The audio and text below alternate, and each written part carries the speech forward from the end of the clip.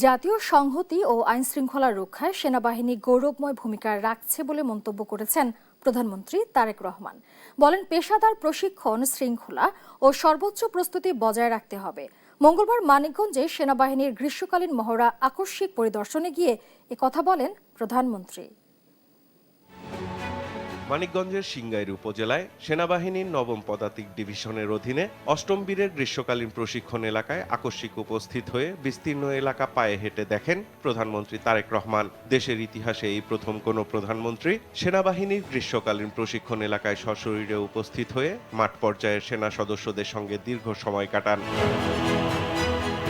মহড়া চলার সময় সরকার প্রধান ফার্ম বেজের বিভিন্ন অংশ ঘুরে দেখেন এবং দায়িত্বপ্রাপ্ত জেনারেল অফিসার কমান্ডিং ও ইউনিটের কমান্ডিং অফিসারের কাছ থেকে প্রশিক্ষণ কার্যক্রম ও কৌশলগত প্রস্তুতি সম্পর্কে অবহিত হন। এ সময় তিনি একজন কমান্ডারের মৌখিক অপারেশনাল নির্দেশনা মনোযোগ দিয়ে শোনেন এবং সেনা সদস্যদের একটি রেইড মহড়া পরিদর্শন করেন।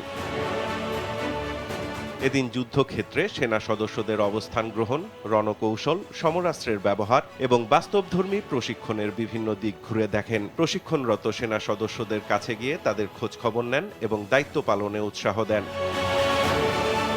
পরিদর্শনে এসে মহড়ায় অংশগ্রহণকারী সেনা সদস্যদের জন্য প্রস্তুত করা খাবার গ্রহণ করেন প্রধানমন্ত্রী তারেক রহমান। মাঠ পর্যায়ে সেনা সদস্যদের সঙ্গে সরকার প্রধান দীর্ঘ সময় কাটানোয় উপস্থিত সেনা সদস্যরা উচ্ছ্বাস প্রকাশ করেন।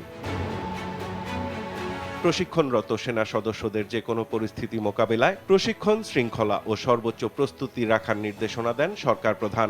জাতীয় সংকট ও আইন শৃঙ্খলা রক্ষায় সেনাবাহিনীর গৌরবময় ভূমিকার প্রশংসাও করেন প্রধানমন্ত্রী। বলেন, দেশের জনগণ বাংলাদেশ সেনাবাহিনীর ওপর গভীর আস্থা রাখে। সাইফুল রিপন, দেশ টিভি, নিউজ ডেস্ক।